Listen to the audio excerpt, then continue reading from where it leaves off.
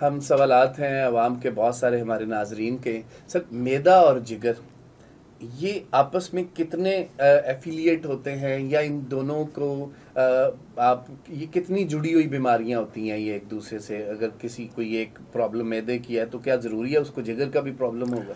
देखें, बात यह है कि हम मैदा और आंतें जितनी भी हैं, जी। इसमें जब हम खुराक खाते हैं और जितनी भी, चाहे अच्छी खाएं या बुरी खाएं या अद्वियात लें, जी। वो तमाम यहाँ से एब्जॉर्ब होके, खून से शामिल होके पहले जिगर पे जाती हैं।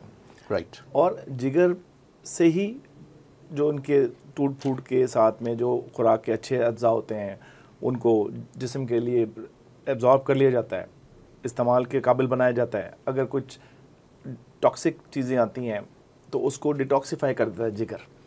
तो अगर जिगर ख़राब होगा या मैदा ख़राब होगा तो इनडायरेक्टली दोनों में ही असरात आते हैं। अब जैसे अगर मिसाल देता हूँ कि एक्यूट वायरल हेपेटाइटिस है, पानी से फैलने वाला यरकान जैसे हो गया, तो उसमें बज़ाहिर तौर पे मैदे में तो कुछ नहीं हुआ, लेकिन जिगर सूजा हुआ है। जब जिगर सूजा हुआ है तो मैदा भी कोई चीज़ एक्सेप्ट नहीं करता।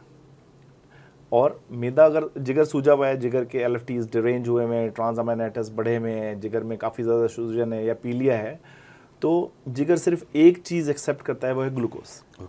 तो वो जब आप एक्सेप्ट कर रहा होता है जिगर, तो उसके साथ में मैदा, अगर आप ग्लूकोज ले सकता है पेशेंट, तो वो ग्लूकोज ओरली ले सकता है बड़े आराम से, अदरवाइज मरीज़ उल्टियाँ करने लग जाता है।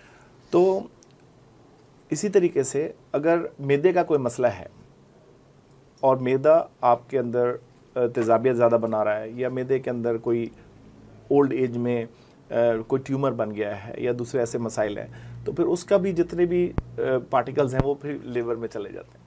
तो ये दोनों एक दूसरे के साथ इंटरकनेक्टेड है। राइट। जिगर एक ऐसा डिस्ट्रीब्यूटर है जो चीज़ मैदा भेजेगा एब्जॉर्ब करके, मैदा और आते हैं वो जिगर में जाएंगी, जिगर कुछ अपने पास रखेगा और बाकी सारे खून में सप्लाई कर देगा और पूरे जिस्म में सप्लाई कर देगा। अगर मैदे के अंदर से कोई चीज़ गलत जाती है तो डेफिनेटली वो जिगर पे भी हार्म करेगी। बिल्कुल ठीक। तो इस तरीके से अगर आप कहें तो मैदा और जिगर एक दूसरे के साथ सिंक्रोनाइज होकर चलते हैं और काम करते हैं। बिल्कुल ठीक। मैदा की जलन या डकार किस बीमारी की आमद का बता रहे हो? बहुत ज़्यादा बड़ी बड़ी बीमारियों के नाम नहीं लेने, सिंपल सी बातें हैं। पहले तो सिंपल सी बदहज़मी हो सकती है कि अगर आपने बहुत ज़्यादा ओवर ईटिंग कर ली, ज़्यादा खाना खा लिया, तब भी डकार है। पहले तो ये कहते हैं ना कि हम डकार अगर आ गया तो हाजमे की अलामत है, और पहले ये कहते थे कि डकार अगर आ गया उसके बाद ना खाएं, ठीक है। अब लोग उस तरीके से वो तरीक़ेकार भूल चुके हैं और फिर भी खाते रहते हैं, और उसकी बाद में फिर बदहज़मी होती है, जलन रहती है। तो अगर मैदे के अंदर वैसे आगे अगर एज पेशेंट की ज़्यादा है, फिर हम देखते हैं कि मरीज़ को कुछ ऐसे मसाइल तो नहीं है कि अगर मरीज़ आया उसको मुसलसल डकार आ रहे हैं, उसकी एज 60 ईयर्स पे ज़्यादा है, खून की कमी भी हो रही है, वज़न भी कम हो रहा है, तो हमें सस्पिशन होता है कि खुदा ना खास्ता मैदे का कोई कैंसर तो नहीं है, ठीक है।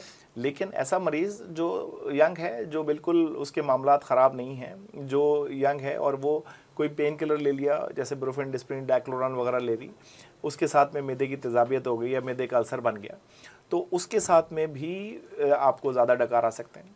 फिर कुछ ऐसे पेशेंट्स होते हैं, जैसे कुछ रेयर चीज़ें जैसे पेनक्रियाटिक कैंसर है, उसके साथ में भी अगर एक्सेसिव बेल्चिंग कर रहा है मरीज़, तो वो भी हम कहते हैं कि वो हो सकता है।